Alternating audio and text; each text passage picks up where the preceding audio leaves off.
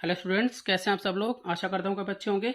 स्वागत है आपका मेरे YouTube channel basic maths on tips में। और इस वीडियो में मैं करने वाला हूँ class 10th chapter arithmetic progression का एमसीक्यू, जो कि मैंने आर डी शर्मा से लिया है। तो चलिए शुरू करते हैं।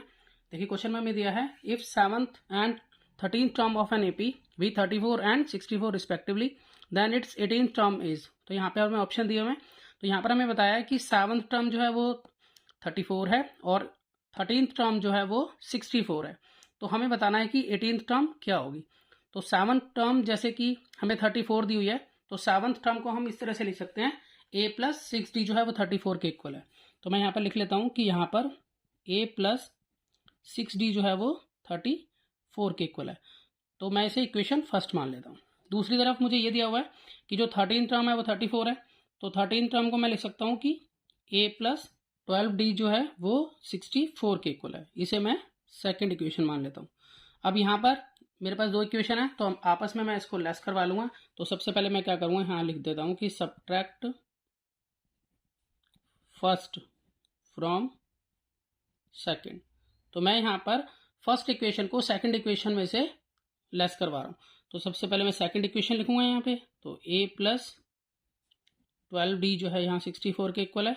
दूसरी तरफ a प्लस 6d जो है वो यहाँ 34 के इक्वल है। यहाँ पर हम इसके साइन चेंज कर देंगे, क्योंकि सब्ट्रैक्ट जब हम करते हैं तो साइन चेंज होते हैं। तो यहाँ पर a प्लस का तो माइनस हो गया, यहाँ 6d प्लस का है तो ये माइनस हो गया, 34 प्लस का है ये माइनस हो गया। तो यहाँ पर देखिए a से a कैंसिल हो जाएगा, क्योंकि प्लस a माइनस a जो है वो यहाँ पर कट गया। और प्लस माइनस माइनस, यहाँ 12d में से 6d गए तो बचा 6d, और यहाँ 64 में से 34 गए तो यहाँ पर बचा हमारे पास 30। तो इस तरह से यहाँ 6d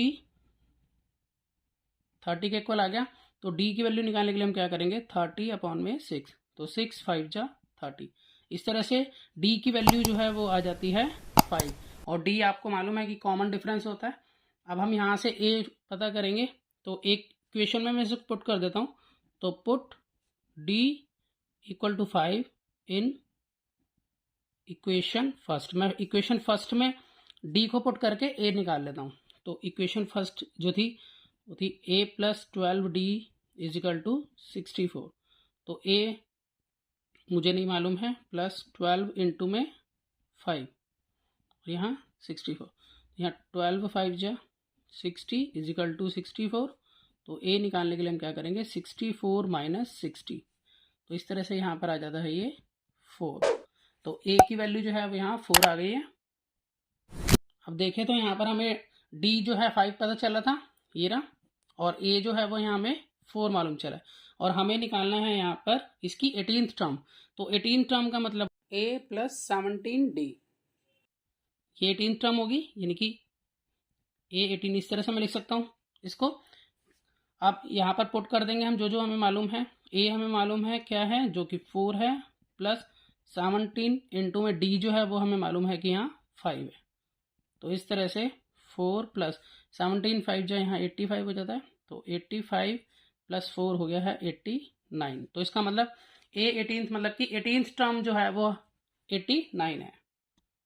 तो अगर हम यहाँ ऑप्शन में चेक करें तो देखते हैं, यहाँ पर देखिए, यहाँ ऑप्शन में ऑप्शन सी जो है वो बिल्कुल राइट है।